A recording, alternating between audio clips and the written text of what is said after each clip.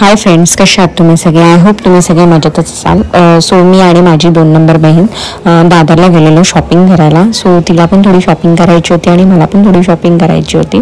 आणि इथे one piece बघत होतो आम्ही कॉटनचे. खूप छान व्हरायटी होती कॉटनमध्ये. आता समर वेकेशन आहे त्याच्यामुळे खूप कम्फर्टेबल होते वन पीस.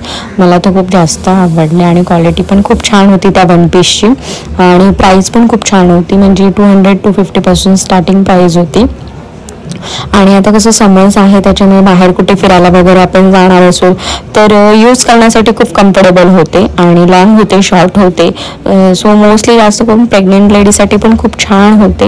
लॉंगमधले जे होतं आता जे माझ्या हातात होतं ते लॉंगमधलं होतं, त्याच्यामुळे खूप छान इझिली कम्फर्टेबल असतात अशा गोष्टी समर्समध्ये वेअर करण्यासाठी. आणि मला तर आवडलं.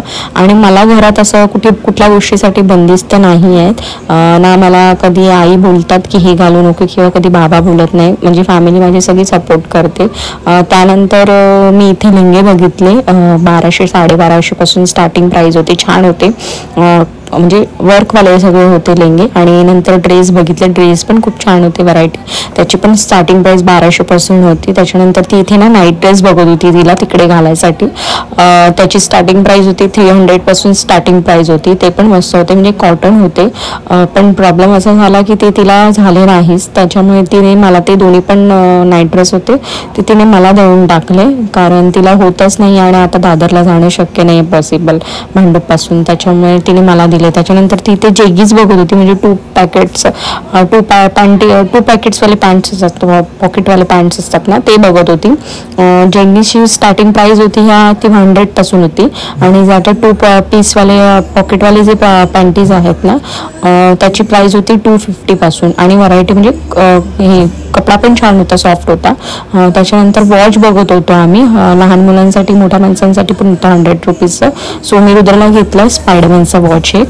आणि त्याच्यानंतर तिने मला बड्डेला ना ड्रेस घेतला. वर्कवाले जे ड्रेस आहेत ना त्याची स्टार्टिंग प्राइस होती 800 ते 850 पासून.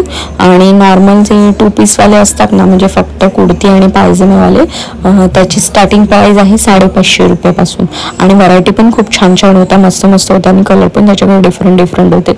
सो पर्सनली मला तरी खूप आवडले. सो नक्की व्हिजिट करा तुम्ही दादरला जायचं असेल, म्हणजे इथे शॉपमध्ये घेण्यापेक्षा थोडंसं तुम्ही दादरला जाऊन खरेदी करा. खूप स्वस्तामध्ये पडतं, मला तरी असा अनुभव आला आता चांगला. आणि त्यानंतर मला माझ्या नवऱ्याने बड्डेला आयफोन गिफ्ट केलेला. सो त्याच्यासाठी मला चार्जरला ते कार्टून्सवाले येतात ना कवर्स, ते बघायचं होतं, जेणेकरून आता गावाला वगैरे गेलो तर चार्जरचं खराब वगैरे होणार नाही, त्याच्यासाठी ते बघत होती. तिथे पण 200 पासून स्टार्ट होतं कवर चार्जर्सचे. आणि असं ऑनलाईन बघायला गेलं तर 300-350 त्याची प्राइस आहे. सो मोस्टली मला तरी ते खूप आवडले जास्त आणि मस्त वाटत होते. चार्जरला वेगळं लुक आलं माझ्या. त्यानंतर ती तिथे ब्रेसलेट वगैरे बघत होती. त्याची स्टार्टिंग प्राइस 100 पासून होती. कानातल्याची पण स्टार्टिंग प्राइस 100 पासून होती. आणि मस्त होतं, वेगवेगळी व्हरायटी होती. पण मी काही जास्त एवढं खोटं सोनं घालत नाही, त्याच्यामुळे मी काही ते घेतलं नाही, कारण घ्या आणि मग असंच पडून ठेवा, मग ते बरोबर नाही वाटत, म्हणून मी नाही घेतलं. त्यानंतर ती इथे जिजूंसाठी टी शर्ट बघत होती. छान होती. ते पण 200 पासून स्टार्टिंग प्राइस होती. आणि हा जो व्लॉग आहे तो 13 तारखे, म्हणजे जो व्हिडिओ आहे तो 13 तारखेचा आहे. आणि ह्याच्या पुढे 14 तारखेचा व्हिडिओ मी लावला आहे, जो माझ्या बड्डेचा व्हिडिओ आहे. आणि मला तरी असं वाटतं की बड्डेच्या दिवशी ॲटलिस्ट फॅमिलीला आपण टाईम दिला पाहिजे, त्याच्यामुळे मी त्या दिवशी जास्त काही शूट केलं नाही.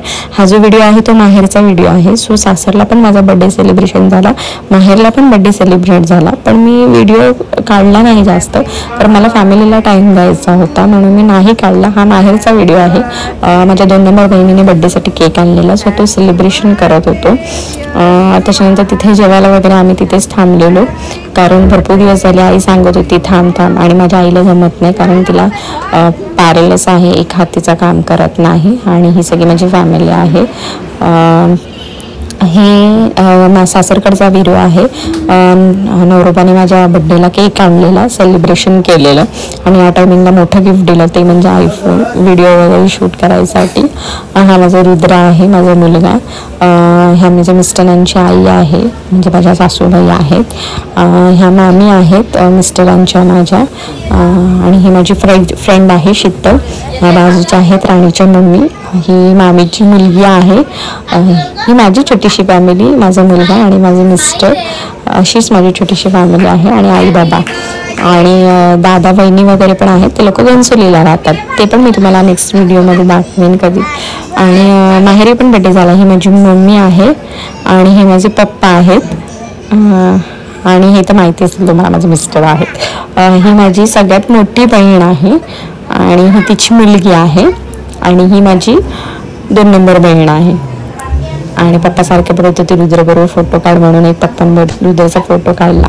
सो तिने पण छान पद्धतीने माझा बड्डे सेलिब्रेट केला. माहेर पण बड्डे सेलिब्रेट मस्त झाला आणि सासरी पण झाला. आणि मोस्टली सांगायचं झालं तर मम्मीने मला तिची रिंग गिफ्ट केली बड्डेला. जी गिफ्ट मला लहानपणापासून रिंग आवडत होती, ती गिफ्ट तिने मला दिली बड्डेला रिंग.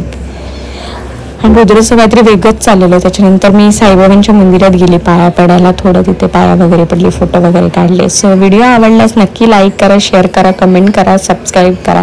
आणि आता कंटिन्यू 2 दिवस तुम्हाला बड्डेचेच व्हिडिओ दिसतील.